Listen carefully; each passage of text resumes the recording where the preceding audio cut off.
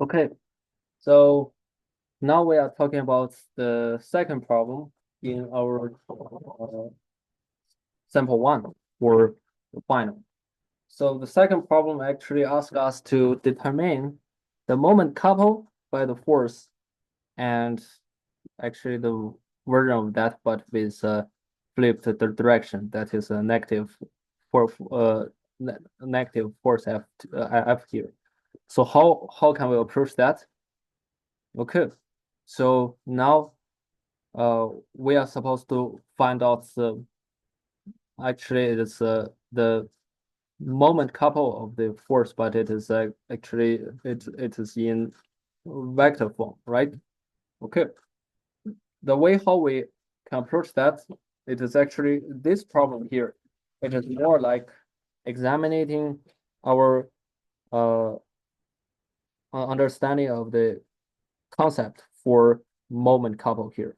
How we can calculate the moment couple of the two forces that's shown here. Please note that here actually we also have the point of action of the two forces, right?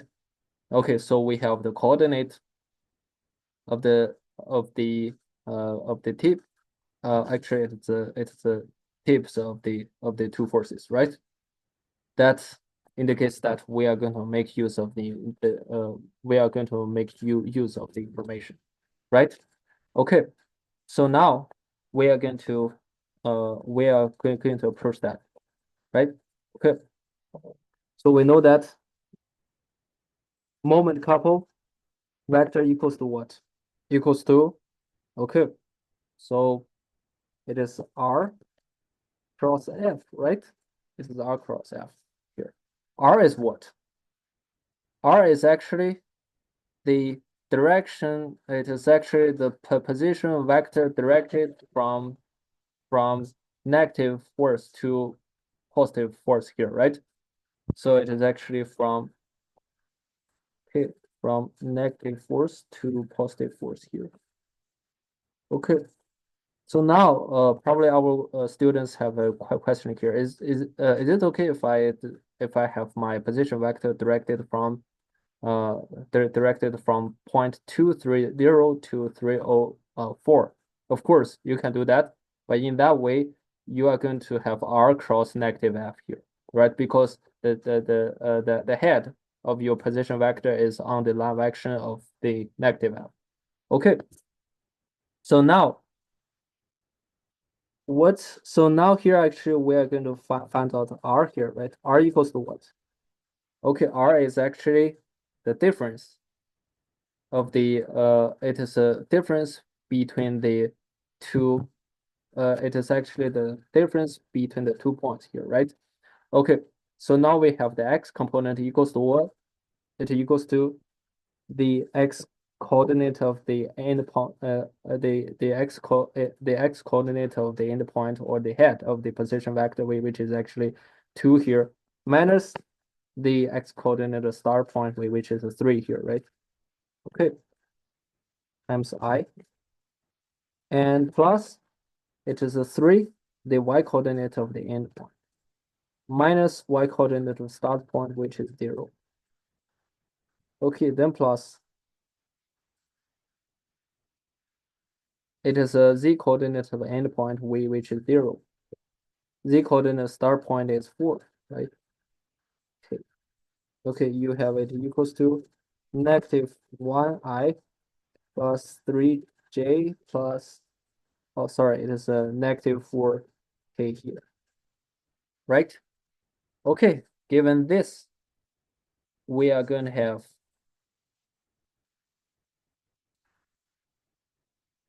M equals to, okay, now actually we are going to make use of actually we have to know the formula of cross product here, right?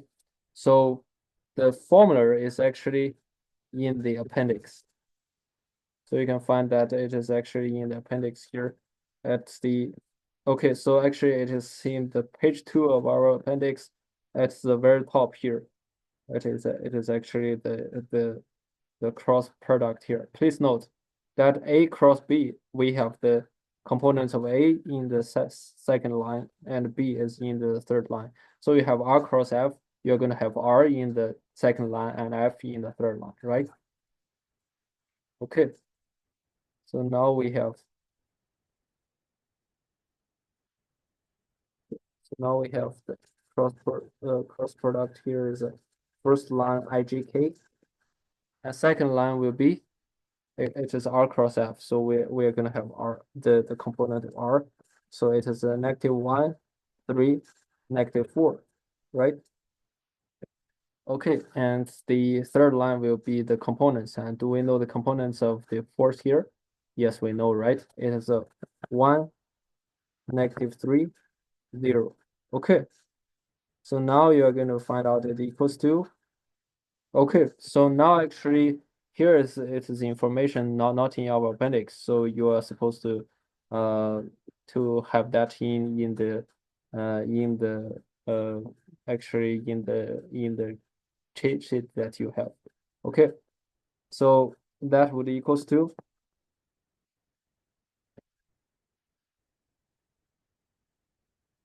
So the x component is the product of the diagonal of the sub uh sub block here minus the off diagonal.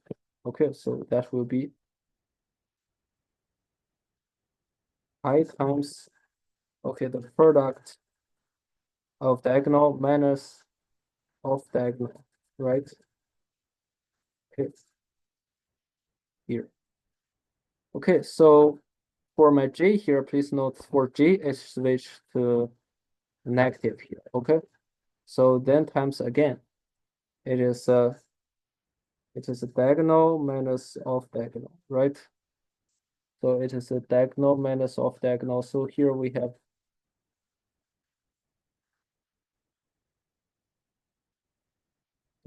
have the diagonal to be -1, 0 off diagonal to be okay 1 times -4, right? Okay, so again for K it will be the same, but here we're gonna switch back to positive here since 3 is that third is actually odd number here. Okay, so now we're gonna have diagonal of diagonal. Okay,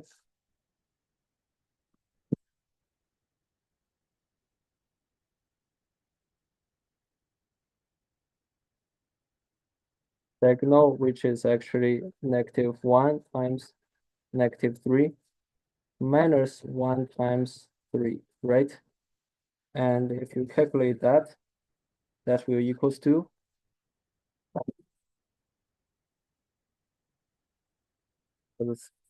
for the first term here it is -12, right? For the second term, it is actually -4, right? For the third term here, it is actually that would equals to 0, right? Okay.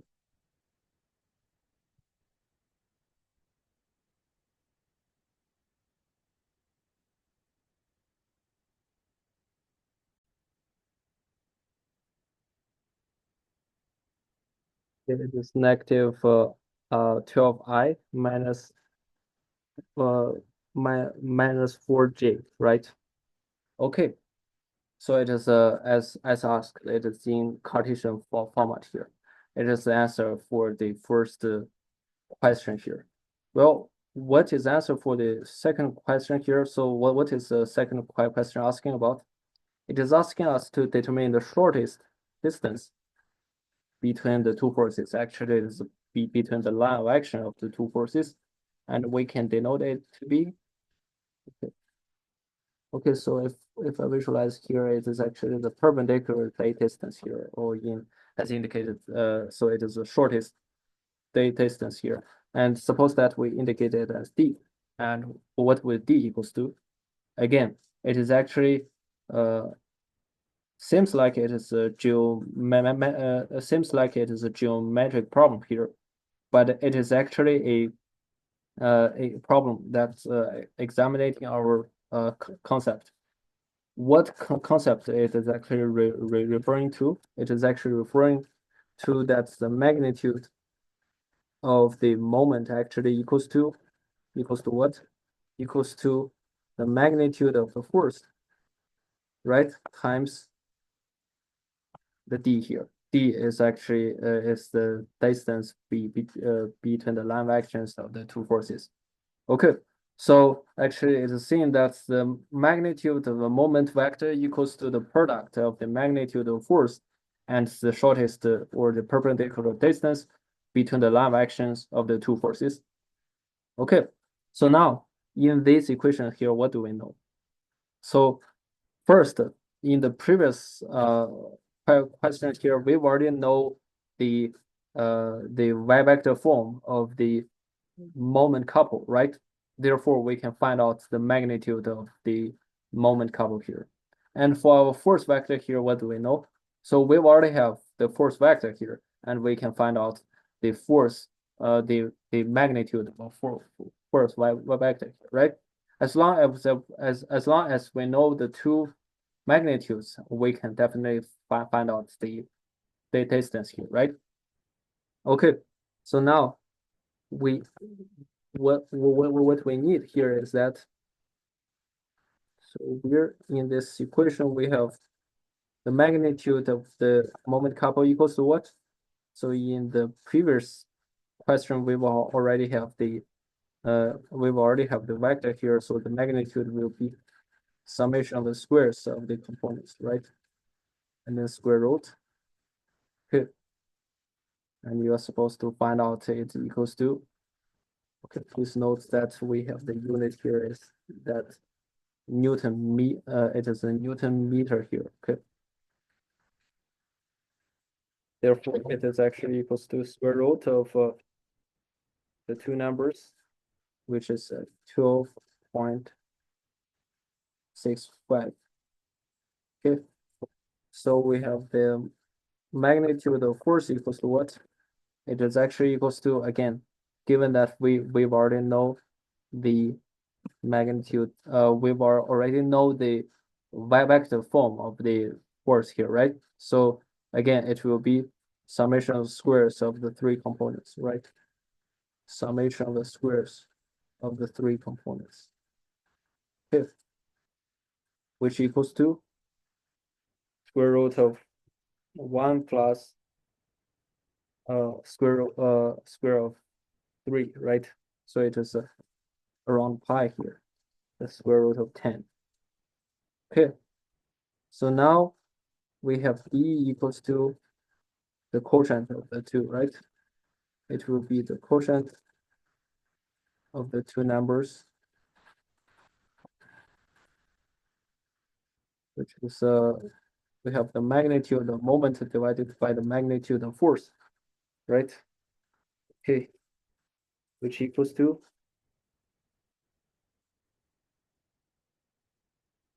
around 4, right? 4 meters.